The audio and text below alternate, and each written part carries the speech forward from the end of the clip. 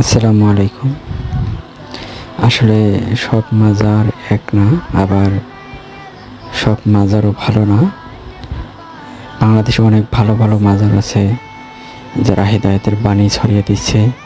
আবার অনেক খারাপ মাজার আছে যেখানে তারা গাঁজা, মদ, জুয়ারাসর, যেরকম এই একটা মাজারে আমি গিয়েছিলাম অনেকদিন আগে। সেখানে প্রায় 1-2 কিলোমিটার পর্যন্ত আবার তারা গাঁজা খাচ্ছে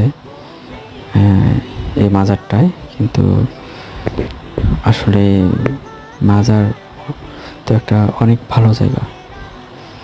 অনেক মাজার আছে অনেক ভালো, আর অনেক মাজার আছে অনেক খারাপ।